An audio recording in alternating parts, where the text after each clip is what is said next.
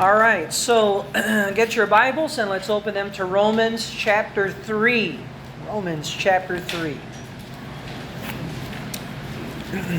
So yung unang tatlong chapters ay patungkol sa righteousness of God. Paul's introducing us to man's need for the righteousness of God. We need the righteousness of God because of our sin. Because of sin. So ngayon, gumagawa siya ng kaso, pinapakita niya na whether ang tao ay Hudyo or whether ang tao ay Gentile or Hentil, parehas silang nangangailangan ng kaligtasan, ng katuwiran ng Diyos. At paano natin makukuha ang katuwiran ng Diyos? Ito ba'y sa pamamagitan ng mabubuting gawa? Ito ba'y sa pamamagitan ng pag-attend ng church? Pagtanggap ng tubig ng bautismo, pagtanggap ng Lord's Supper. How does a man get saved? Does he get saved by religious activity? No.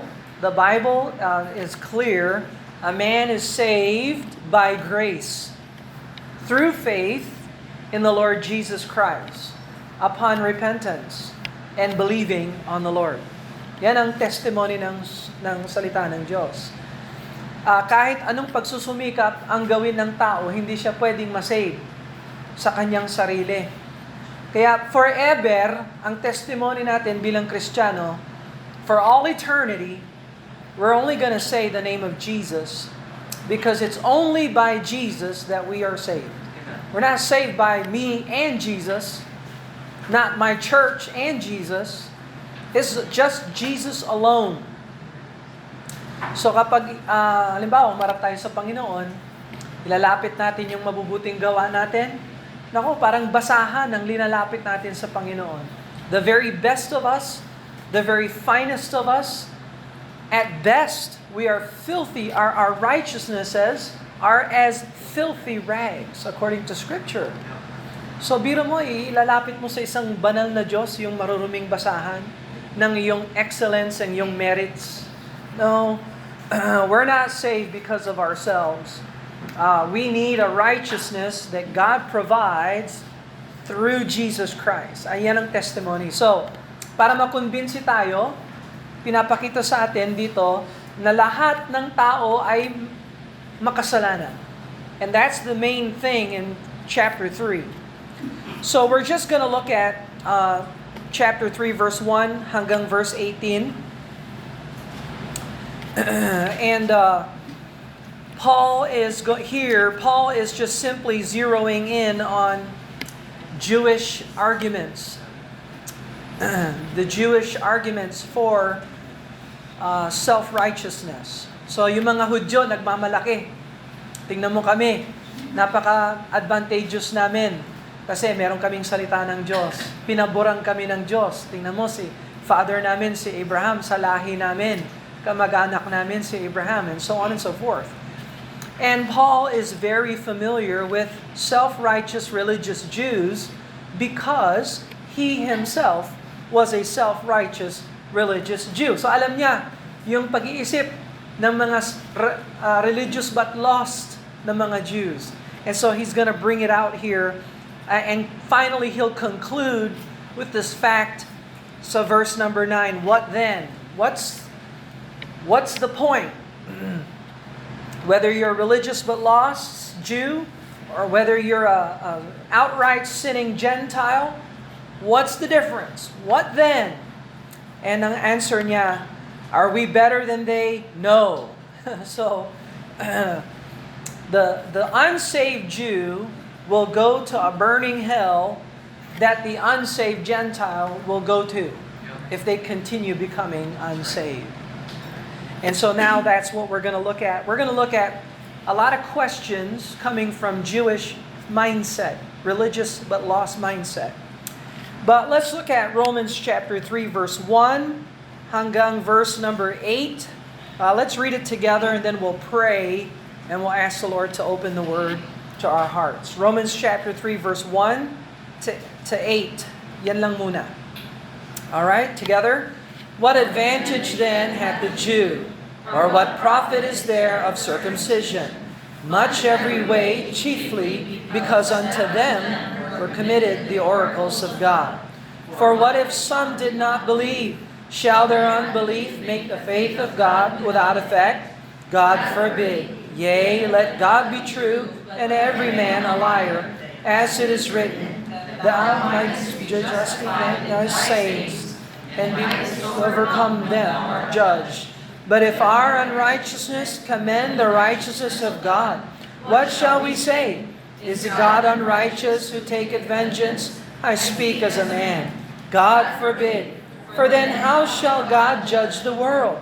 For if the truth of God hath more abounded through my lie unto his glory, why yet am I also judged as a sinner?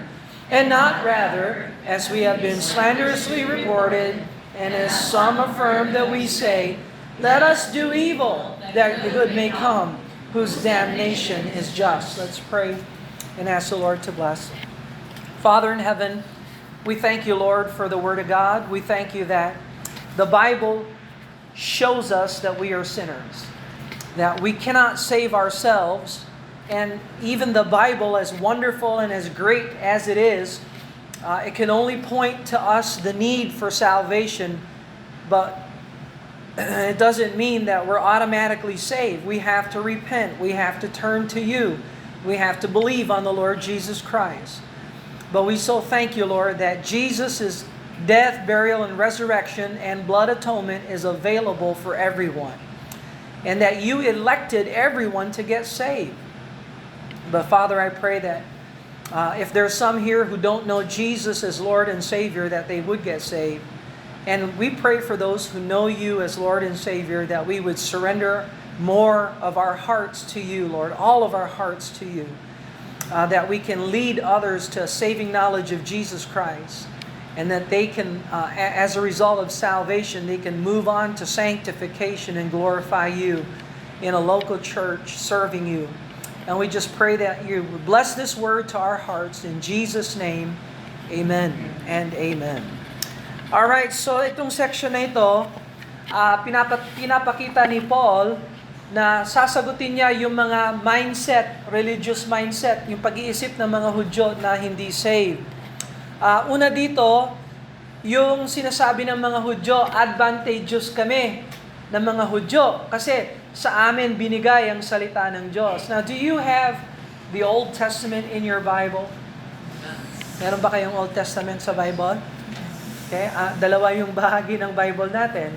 We have an Old Testament and we have a New Testament.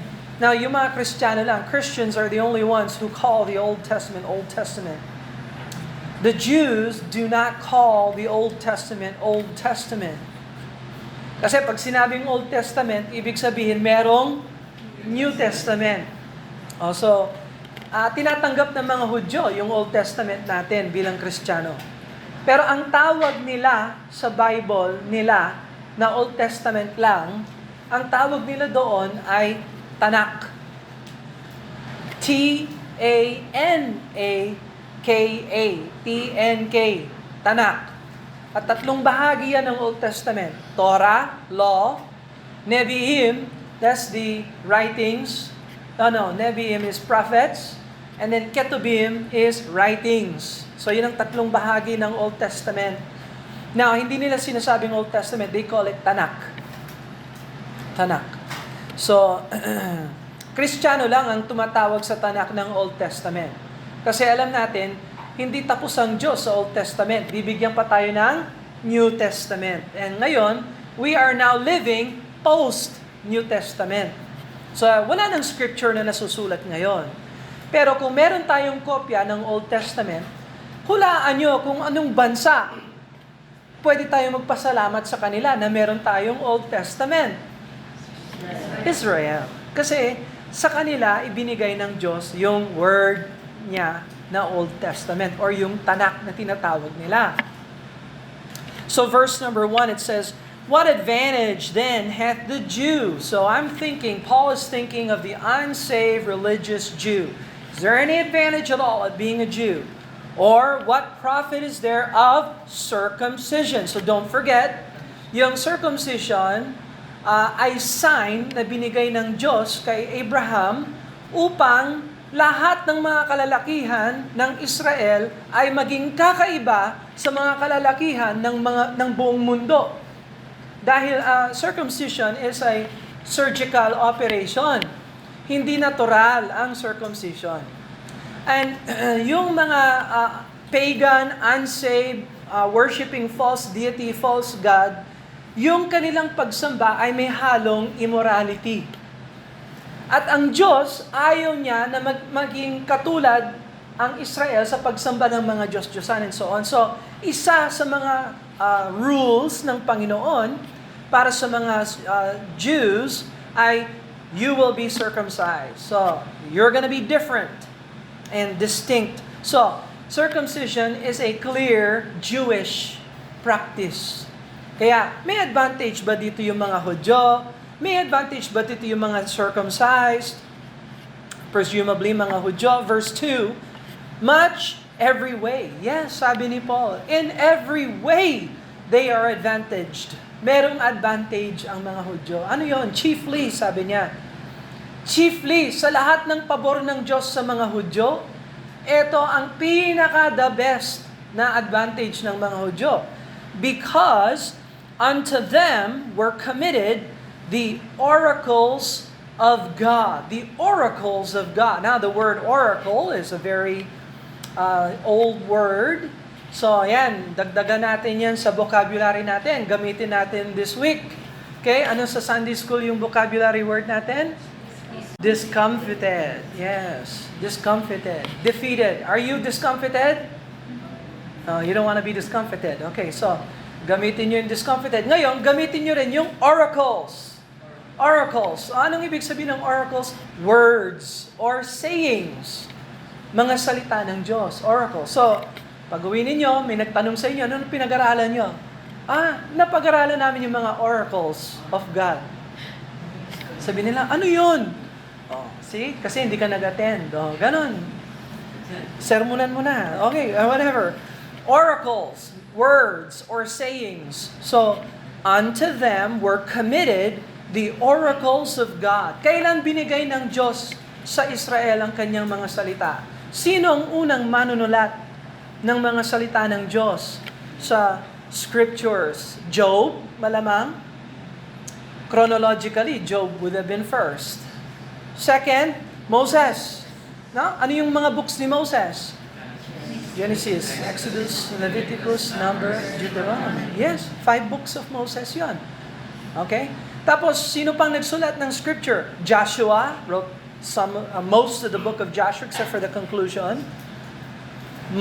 Malamang sinopply ni Eleazar and Ithamar yung mga huling words doon. Joshua, Judges, malamang mga Judges and Ruth, malamang that would have been either Samuel or Jeremiah, and so on and so forth. And then 1st, 2nd Samuel, sino nagsulat nun? Malamang Samuel hanggang certain point, tapos Nathan, Gad, tapos Jeremiah, 1st, 2nd Kings, Jeremiah, and so on and so forth. So, lahat ng yan, dineposit ng Diyos yung kanyang mga salita sa bayan ng Israel. And is there an advantage doon? Ang laking advantage. Imagine, bilang Kristiyano, wala tayong Bible. Malaking disadvantage ba yon? Malaking disadvantage yun. What if kung bahagi lang yung Bible natin? Halimbawa, New Testament lang. Walang Old Testament. At malaking mawawala. 2/3 of our Bible is Old Testament. So, kailangan maging familiar tayo sa bawat books ng Bible. So, what is the advantage na binigay ng Diyos sa Israel ang kanyang mga salita? At least, sa lahat ng mga bansa, alam ng Israel kung anong layunin ng Diyos para sa kanila. God knows, God gave them His Word para alam nila kung ano ang layunin ng Diyos para sa kanila. Hindi masasabi yan ng ibang mga bansa. In fact, sa Bible, ang focus talaga ng Panginoon ay sa Israel.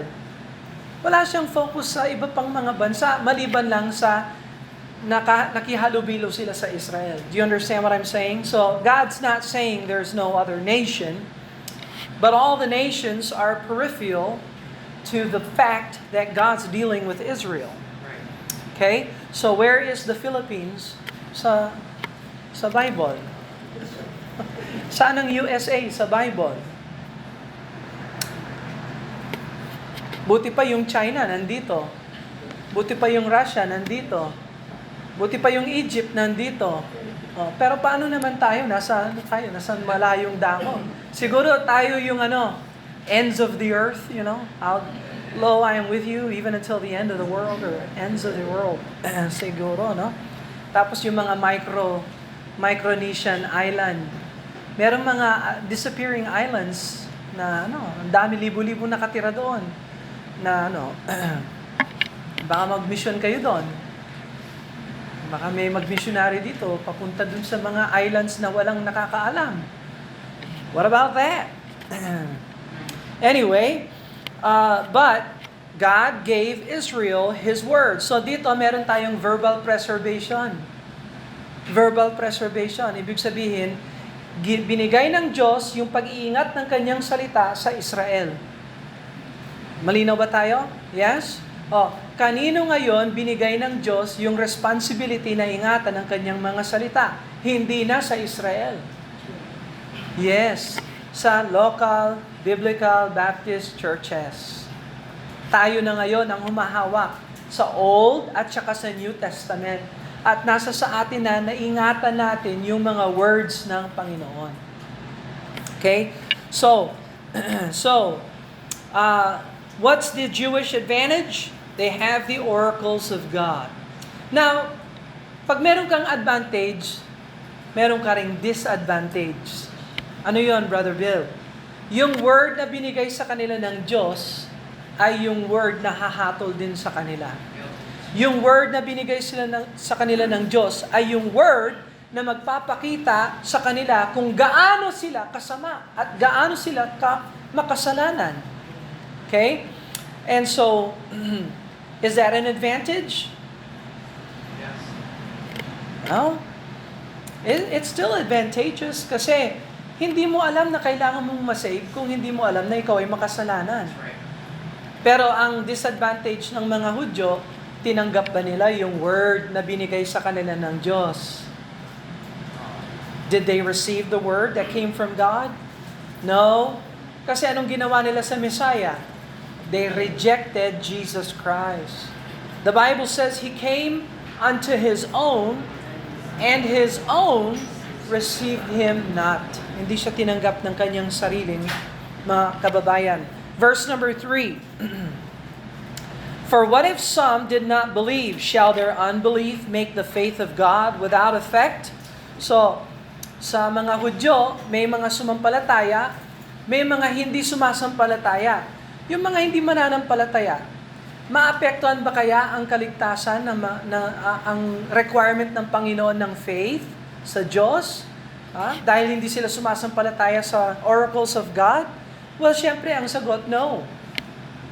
Liable pa rin yung mga unsaved sa salita ng Diyos. Okay? So, tandaan ninyo, ang salita ng Diyos ay hindi optional. Pag nagbitaw ang Diyos ng will o ng word, whether you are saved or whether you are lost, you are accountable to the word of God. Kaya si John the Baptist, sinabihan niya si Herod, ikaw, you are an adulterer. Ano yun? Mangungulunya? Mangangalunya ka, sabi ni John. Hindi ba alam mo dyan na si Herod, hindi naman siya believer?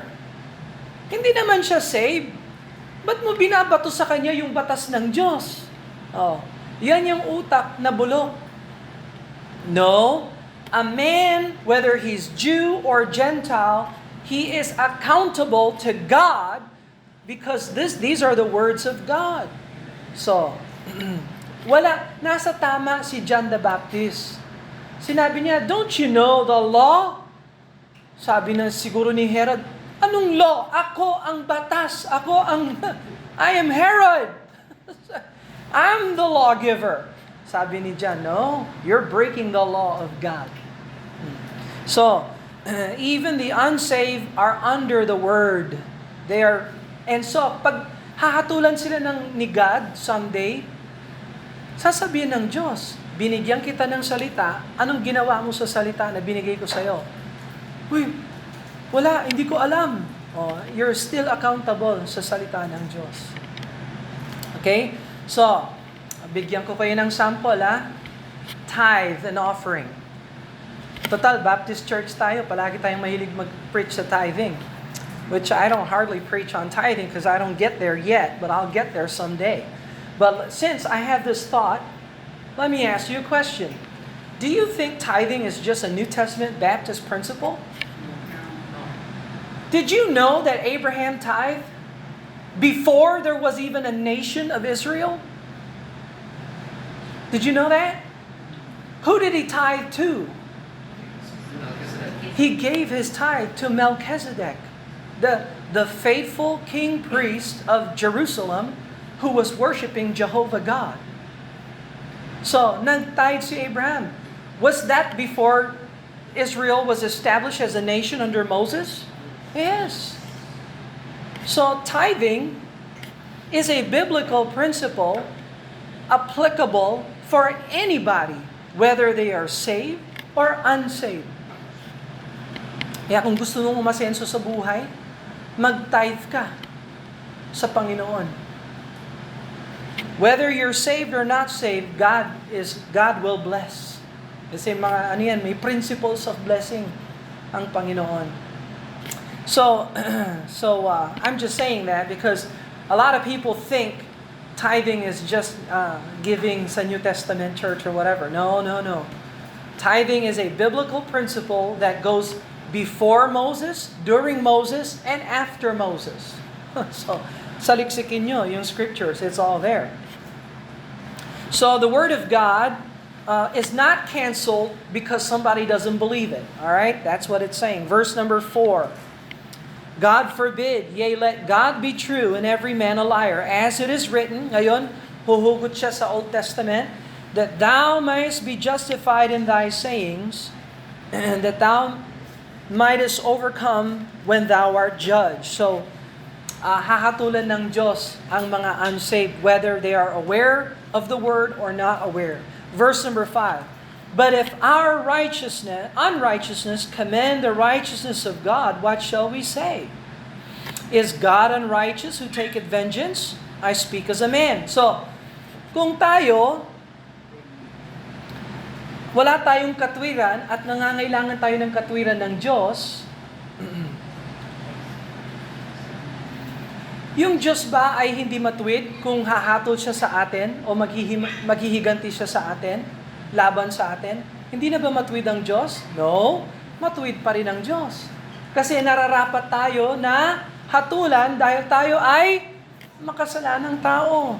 So, God is just being consistent with His holiness. So, question. Makatarungan ba kung ang Diyos ay humatol at ilagay niya ang isang kaluluwa na makasalanan sa isang dagat-dagatang apoy magpakailanman? Matuwid ba yon? Or baka medyo mabigat yon?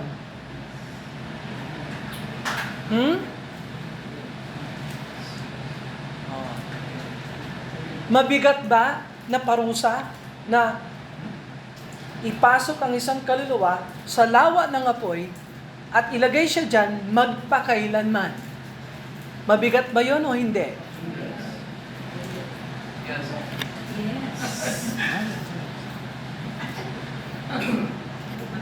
Mabigat.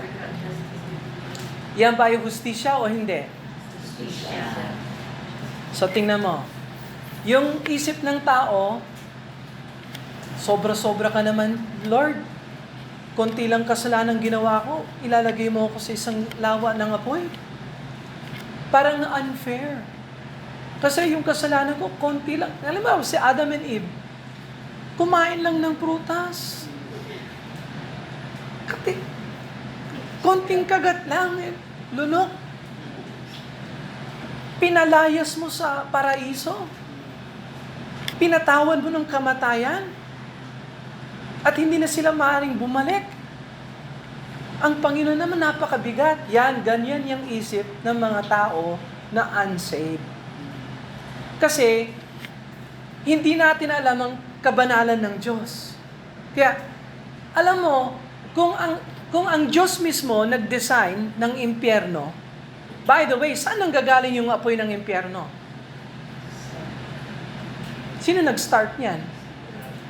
Ha? Si God. So, ang apoy ng impyerno ay umiiral sa pamamagitan ng kapangyarihan ng Diyos.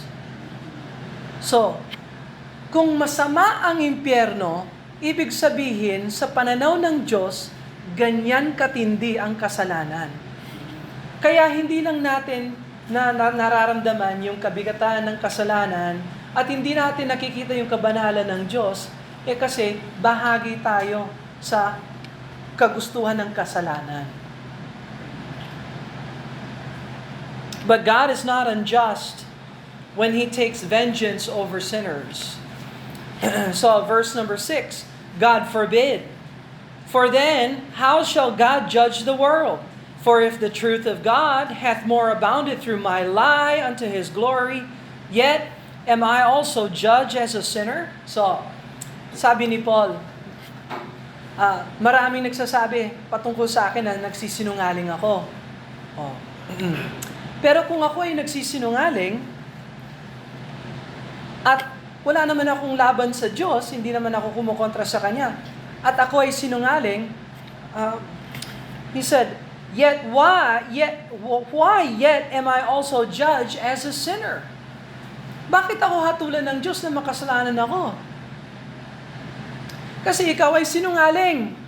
You understand that? So, yes, you're a liar, and God judges you as a sinner. You understand that? What kind of sinner? A liar. Oh.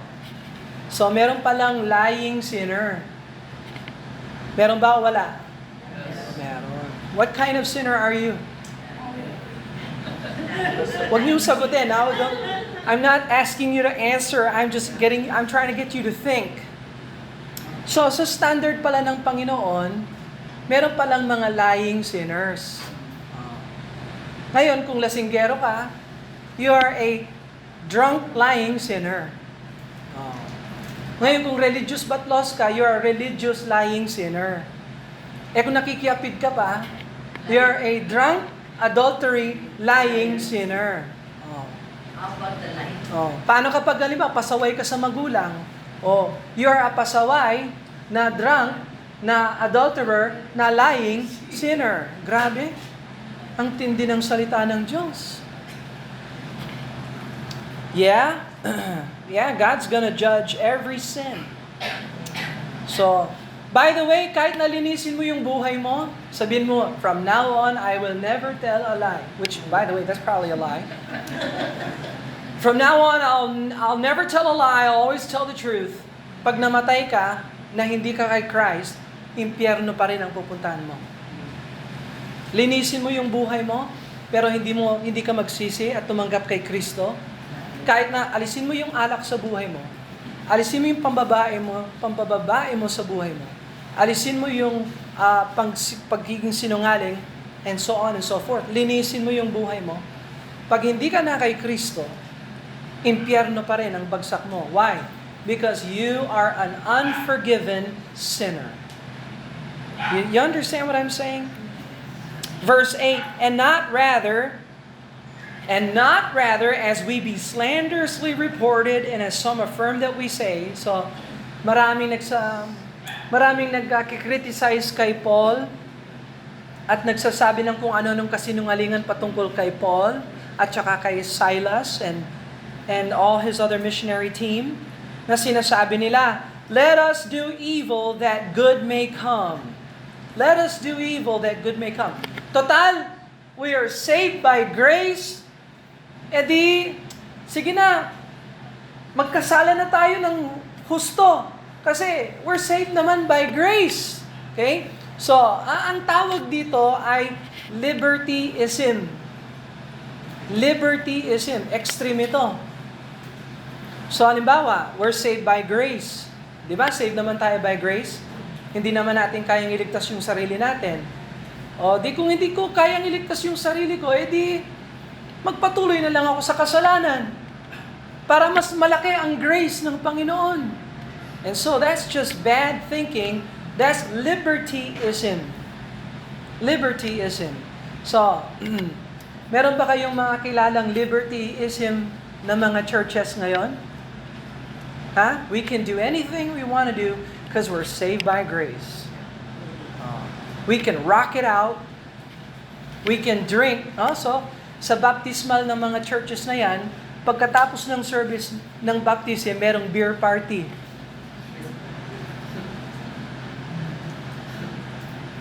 I'm not lying. I'm telling you the truth. Yung worship team, kapag nagwa-warm up, they're using rock music, secular tune para in-tune lahat ng mga instrument nila para pagdating ng oras ng worship, ready to worship. Pero they're using satanic, ungodly music. Okay? Brother Bill, meron bang ganon? Yes. Libertyism. Nakakita na ba kayo ng mga churches, ng mga modern churches ngayon?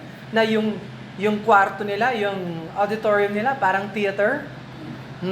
May smoke machine pa? Tapos may strobe lights pa? Parang dance hall na. Okay? Tapos ang dami pa nila sa stage. Mga sintonado pa. And so on. Tapos, and may mga, ano pa yan, may screen pa. Boy, talagang kailangan natin lahat yan kasi boring yung ganito.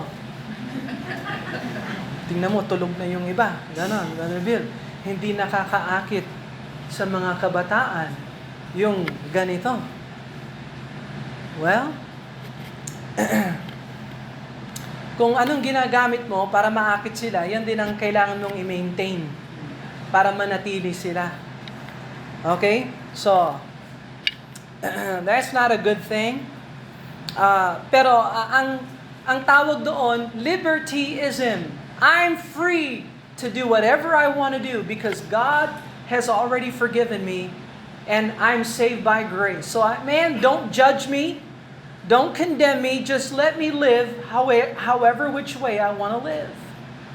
So, ganyan ba yung biblical salvation? So, marami nagsabi, Paul, yan ang tinuturo ni Paul. Kaya sabi niya, as we be slanderously reported. And some would affirm that we say, let us do evil. No. When you're saved and you're born again, evil is still evil and good is still good. And good will never be evil and evil will never be good. So, tandaan nyo, meron talagang may standards ang Panginoon sa good at saka evil. So, meron bang evil music? Yes. Yan yung mga music na rock or merong pagka-worldliness sa kanyang music. Yung lyrics, walang problema. Maganda yung mga lyrics. Pero yung emotion, yung style, at saka yung teaching ng worldly music, that's evil. And by the way, the music always presides over the lyrics. Mas powerful ang music kesa sa lyrics. And nakokontra yung kabanalan ng lyrics sa kamunduhan ng music. And so on. So there really is evil music. And when you mix good with evil, guess who prevails?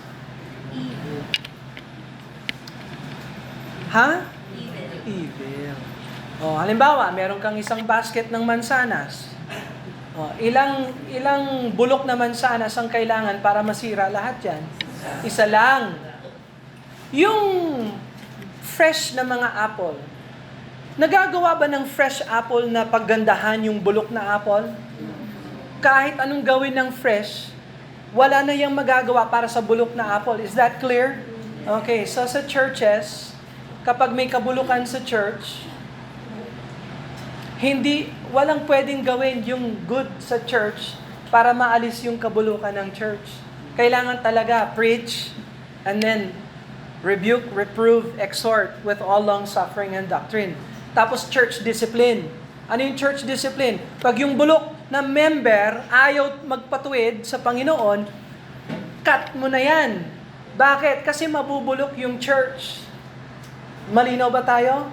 Okay, so kailangan talaga, there is a need for church discipline. Aalisin yung bulok na mansanas, ilalagay, dalhin mo na kasi yung kabulukan mo dito. O, kung gusto mong manatiling bulok, huwag ka dito. Kasi masisira yung mga kabataan, masisira yung mga good members. Kasi yung example mo, bulok. O, halimbawa, naninigarilyo ka, uminom ka, nang bababae ka, or whatever.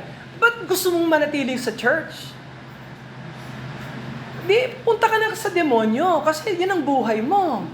So, wala namang masama. Well, there's no hard feelings. I don't have any hard feelings. Right? If you want to live for the devil, there he is.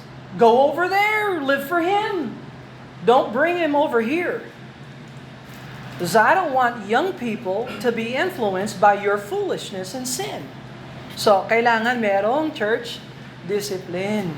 Oh, dalhin mo yung bulok dito. By the way, sa church discipline, hindi pa natin nagawa ito. Ipag-pray natin. Ito-turn over natin kay Satan. Ha? May ganon. Oo. Turn over sa Satan. Paul talks about that. Lalo na pag wala siyang repentance, if this person doesn't want to repent and he wants to go to the devil, listen. Satan, kunin mo na ito. Sige. Goodbye. Para yung katawan mo masira, yung kaluluwa mo mauwi sa langit. That's part of church discipline. That's true according to scriptures. Now, wala pa tayo, hindi pa natin nagawa yan. And I'm excited na someday we'll be able to do that. Kasi, I mean, I feel sorry for the person that's going to go through it, and I hope it's not me, but if we ever get there, at least we can rejoice we're doing the will of God, you know? Don't you want to see some action anyway? Whatever. Verse number 9. Verse number 9. What then? Are we better than they? Okay, so ito yung question ni Paul. Are the self-righteous, religious but lost Jews, are we better than the Gentiles? No, in no wise. For we have before proved both Jews and Gentiles that they are all under sin. Ito yung thesis ng chapter 1, chapter 2, chapter 3. All of us are under sin. Sakop ng kasalanan. As it is written, huhugot na naman siya sa Old Testament. There is none righteous, no not one. There is none that understandeth. There is none that seeketh after God. They are all gone out of the way, whether Jew or Gentile, they're all gone out of the way. They are together become unprofitable. There is none that doeth good, no not one. Their throat is an open sepulcher. Yung throat, ano yung throat sa Tagalog? Yung lalamunan. Brother Kenneth, yung lalamunan na masakit. Your throat is an open sepulcher, bukas na nicho. So bulok, ibig sabihin bulok ang lumalabas. Their tongue, they have used deceit. Mga sinungaling. The poison of asp is under their lips. Asps dito ay mga snake. So yung venom ng mga snake nasa kanilang dila. So naninirang puri, talagang masama ang bunganga nila. And so on and so forth. Whose mouth is full of cursing and bitterness. That's a characteristic trait ng unsaved. Their feet are swift to shed blood, and destruction and misery are in their ways. The way of peace they have not known. There is no fear of God before their eyes. So tingnan mo yung anatomy ng makasalanang tao. The throat, the mouth, the lips, the feet, the ways, and so on and so forth. So all are under sin. So basically, man is lost in sin and is incapable of saving himself. Man violates the oracles of God. And only God can provide salvation from sin. Through the Lord Jesus Christ, man needs to repent of sin and believe on the Lord Jesus Christ to receive forgiveness of sin. So, anong klaseng sinner ka? Unsaved sinner or saved sinner? Brother Bill, hindi na ako sinner. Talagang sinner ka talaga. Okay, no? You mean salvation? Hindi na aalis ng salvation yung sinner, pagka-sinner ko? Hindi pa. Hinihintay natin yung rapture. Kasi pag na-rapture ka, yung corruption magiging incorruptible. Yung mortal magiging immortal. Doon lang tayo, pag nag-glorify na, mawawala na yung sinfulness natin. Kaya habang pag kung save ka, yung battle with sin, everyday yan. Every moment. Mamaya lang. Ngayon pa lang. We have to fight our sinful nature. We have to fight our sinful nature. And man has no advantage apart from the words of God. So, bukod lang sa mga oracles ng Panginoon, wala tayong iba pang advantage. Pero kung hindi mo pakikinggan yung oracles ng Panginoon, hindi ka pwedeng masave. Halimbawa, masakit yung ulo mo, meron kang paracetamol. Kahit anong gawin ng paracetamol niyan, kung hindi mo tanggapin, hindi maaalis yung sakit ng ulo mo. Is that clear? Okay. Alright, so, binigyan tayo ng Word of God, pero kung hindi mo ito tanggapin, walang effect yung Word of God. Malinaw ba tayo? Is that clear? Alright, so we don't want to be religious but lost. We want to be saved by grace through repentance and faith in the Lord Jesus Christ. Amen? Let us pray. Father in heaven, we thank you for exposing the human heart, for showing us through the Word of God that we are sinners and in need of salvation. I pray, Father, for those who need to be saved, that they would get saved by repentance and faith in the Lord Jesus Christ. Repentance from sin and trusting in Jesus as their only hope, the only way, the only life that there is in Jesus Christ. And He died and was buried and resurrected for us, Lord. And I pray that they would get saved. And for us, Lord, who are saved, help us to grow in grace and in the knowledge of our Lord and Savior, Jesus Christ, that we may proclaim, as we heard this morning, that we may preach the good news to our loved ones, Lord. They need to hear it. And strengthen us in those things. We pray these things in Jesus' name. Amen.